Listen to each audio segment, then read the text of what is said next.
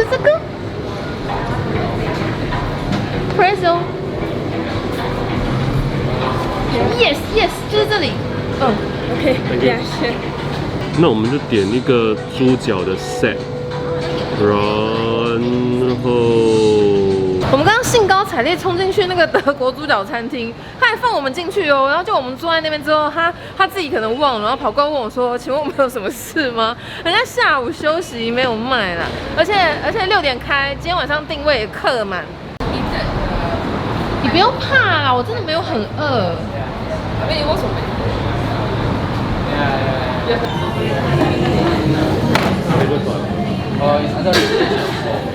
可以啦 ，Vasi 可以。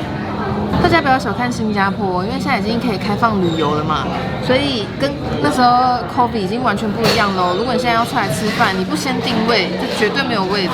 所以现在4点多，我们卡在一个上不上下不下的时间，因为很多餐厅都还没有开，也不能打电话进去定位，我们就先喝个咖啡，然后赶快找一下哪里可以订的，不然我们就没有晚餐可以吃了。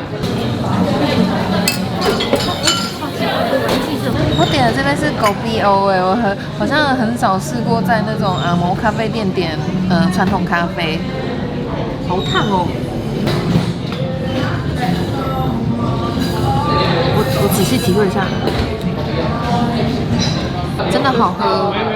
你有喝过会回甘的狗逼欧吗？其实会加糖，真的好喝，很赖。有些狗逼店泡的狗逼欧太浓，那个咖啡因很重，就是只有苦味而已。这个有香味，然后很轻盈，好喝吧？狗逼欧里面有阿拉比是 blended 的。大家如果来这家咖啡厅，记得试试看他们的狗逼欧，这跟我在狗逼店喝的好不一样哦。这家咖啡很好喝，这家咖啡很好喝，这家咖啡真的很好喝。嗨。哦。Thank you。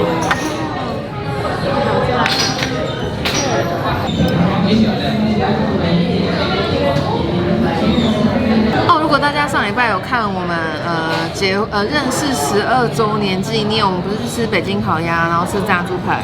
老师就说那也是他的12周年认识纪念啊，为什么都是吃我想要吃的，他也想要吃他想要吃的，所以这个礼拜我就陪他出来再庆祝一次，但是由他来决定今天吃什么。因为我们从早上起床到现在都还没有吃东西，就想说虽然是在咖啡厅，还是点了一个米果林，点了一个炒面来吃，结果也是好好吃哦。这家咖啡厅真相见恨晚。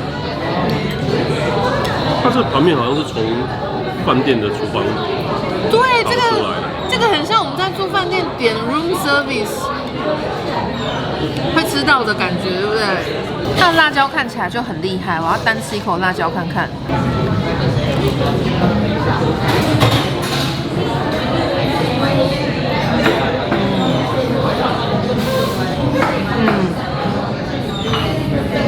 你想吃的到底是什么东西？我想吃的是，我觉得你会喜欢吃的菜，想要带你去吃的菜。这么神秘。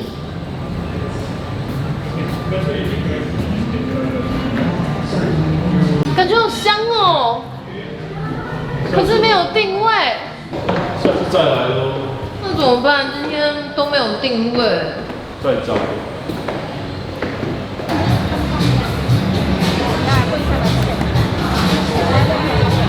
我也要吗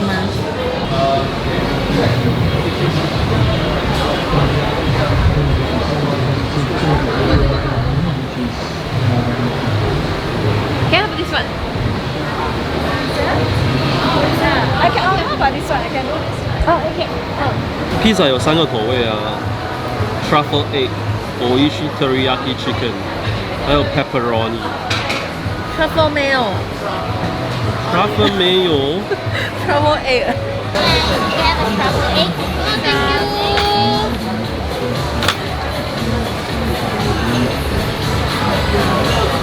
还蛮香的。是不是觉得今天让我选要吃什么的时候，没想到会选这种食物？今天是你想看球吧？但八富没有人在追，有人在追求好吃的吗？哦，我以为只是追求可以在户外顺便看球、喝酒。还是要好吃啊。真的吗？但其实我说真的，这种地方你不用来跟我庆祝吧？你平常可以跟同事应酬，还去不腻吗？难得庆祝，你还要来这种地方？哎，鸡翅不错哎。不是那么干净，好像台湾的顶呱呱哦。而且现在大家都出来玩了，等下这边后面可能又有 live band， 对不对？很久没有这种气氛。Mandarin 还是熟，还是你要熟一点？是可以的话，可以，那我把你拿些点数放在里面。谢谢。因为我刚刚披萨点到个地雷，我点了一个什么生蛋口味的披萨，整个是湿的，我们就拜托他们重新帮我们再烤到熟。我觉得比较还是有一点。没有，我觉得比较好了，而且它又补了好多 cheese 哦。哎，我喜欢它的饼，它的饼好好吃哦。怪。好不错的饼哦。然后好想叫他播个什么电影来看哦。这里是播球，足球。那新加坡有没有类似这样的地方？可是是会有电影可以看的。好像没有。因为我自己也不太喝酒，我也不太喜欢就是很吵的地方。但是老师喜欢，所以真的有时候觉得结婚，就算没有结婚啊，两个人在一起，好像会失去一些什么东西哈。会吗？那很正常啊，反正我们在一起的时候也有我们喜欢一起做的东西啊。如果我真的来这种地方，就跟朋友一起来就好了。客满中，等他调位置。Thank you. Thank you.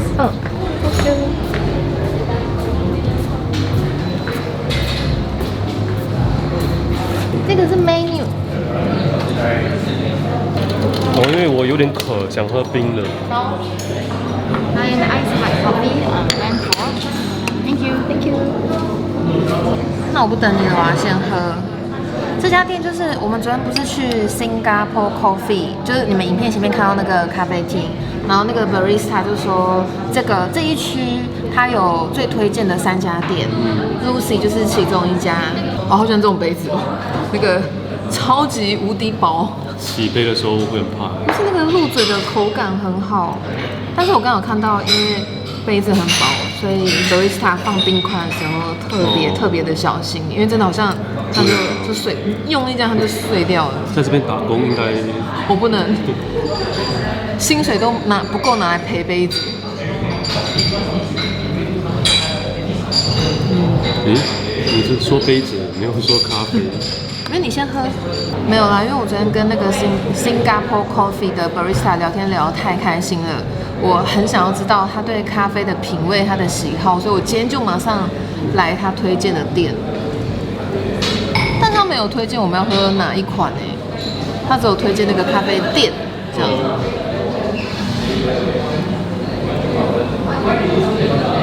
你的是有加 Tony Water 的。我觉得我选的那个咖啡都应该选比较就是 dark roast 一点，因为它的有那个 Tony Water 已经很 light 了。对啊，应该没有。我觉得你这个好，你要品尝。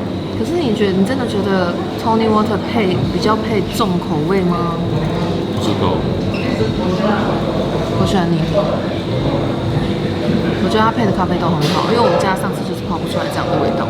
第一次试到 Tony Coffee 是上次在 Millennial Walk 的Coffee Academics， 第一次喝到的时候就觉得哦好特别哦，没有喝过，然后觉得很好喝，回家就想要复制人家的味道。但是我用家里面的咖啡豆跟 Tony Water 怎么调，就是调不出店里的味道，就是不能太小看 barista 的技术，因为不是随便配就会有那个味道的。他们是有 knowledge 在那边的，所以就是喝完以后就是 respect。你不可以因为家里只有一种咖啡豆，然后就要百搭，什么都露出来。那这样专业就不值钱了。respect。我希望你们相机没有这么厉害，因为它刚有一个口水这样喷出来。我吗？对啊。你们还记得，其实 Vlog 刚开始的时候是煲汤教学，是固定的每个礼拜的单元。因为我嫁给老师嘛，老师是广东家庭，那我跟他在一起10几年，我确实觉得喝汤这个文化，对我们两个的身体健康，还有可能就是我觉得整个人的状态啊，是还蛮明显的。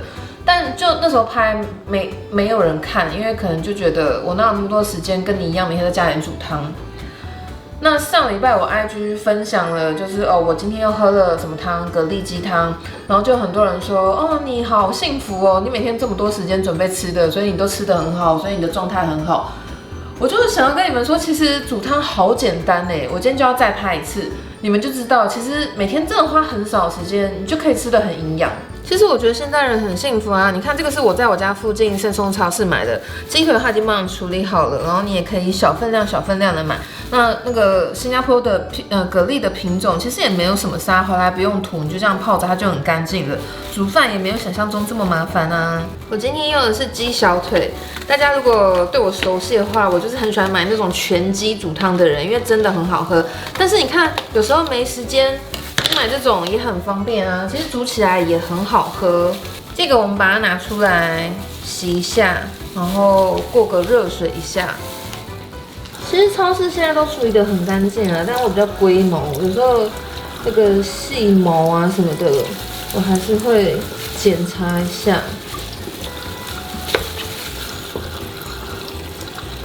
鸡腿洗好之后，我们装一点冷水，刚刚好淹过它就可以了。我们要用冷水来汆烫它。这边我们加一点米酒去腥味。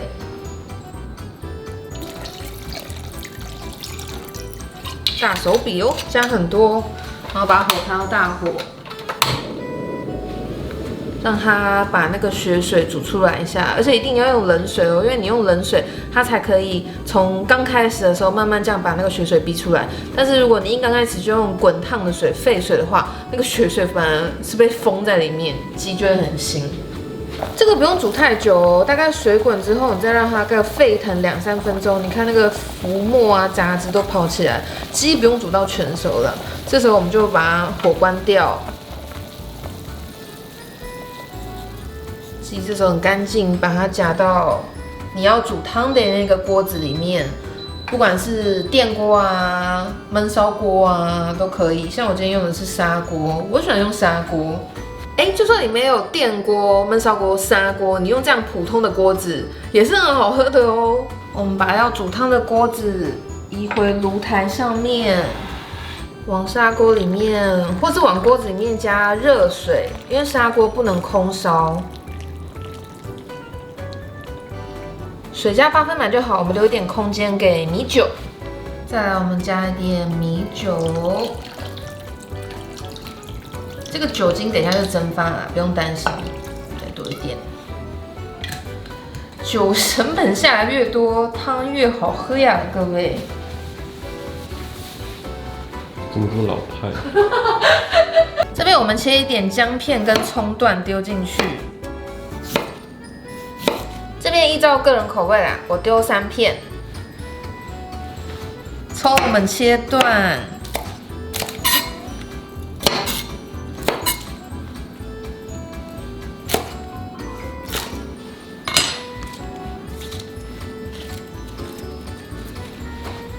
也是直接丢到锅子里面来。姜我刚刚多加1片，老师刚刚说他今天好像吹冷气有点感冒，帮你驱寒。我们这边就直接开火，因为我用的是砂锅，我用中火。如果你是不锈钢锅，就直接开大火。那如果你是电锅、焖烧锅，就是把料全部丢下去，你就可以开电源了。等你的汤滚的时候，你就转成小火，盖上锅盖，不用理它，让它自己慢慢煮1个小时。我忘记我们今天煮的是蛤蜊鸡汤了。那如果是蛤蜊的话，就比较不适合用焖烧锅或是电锅来煮，因为它需要2个阶段。它需要等这个汤底煮好之后，我们把蛤蜊丢下去，沸腾2-3分钟就可以喝了。因为那时候蛤蜊比较嫩，比较鲜美。那除非你是煮香菇鸡汤、冬菇，冬瓜或是萝卜，你就可以刚开始全部丢下去焖烧锅、电锅一次煮好。我常常被问到一个问题，就是因为我是从台湾来的嘛，然后很多在这边不管是嫁过来或是工作的台湾人都问我说，这边的蛤蜊拉拉吃起来跟台湾一不一样，或者是处理方式有没有不一样？我觉得新加坡的蛤蜊拉拉好像没有什么沙但是吃起来跟台湾的还是有口感有点不一样，味道也有点不一样。但是我觉得，反正你就已经住在这边了，你就慢慢适应这边很多食材它自己的味道。那如果你是在超市或是我在市场巴萨，你就观察，如果那个鱼摊啊、海鲜摊，它的水是流动的，然后你靠近它的时候也没有什么臭味，其实买回家不太需要吐沙你就洗一洗就可以直接煮了。那又或者是我有听过人家说，以前在台湾就是蛤蜊拉拉不喜欢味精的味道，所以你可以回来装水，然后你放一点味精，可以帮助它吐沙。如果你还是有这层疑虑的话，哇，你看这个烟，你有看到吗？你有拍到吗？家里有锅汤是有种很温暖的感觉，对不对？好，现在1个小时到了，我们鸡汤底煮好了，我们可以打开加拉拉。哇，你看这个汤，水分有蒸发一点，现在大概8分满，不用再加水了，因为拉拉有壳有重量，你放下去的时候，它就会再满起来。我们可以把火转回中火，把拉拉放下去。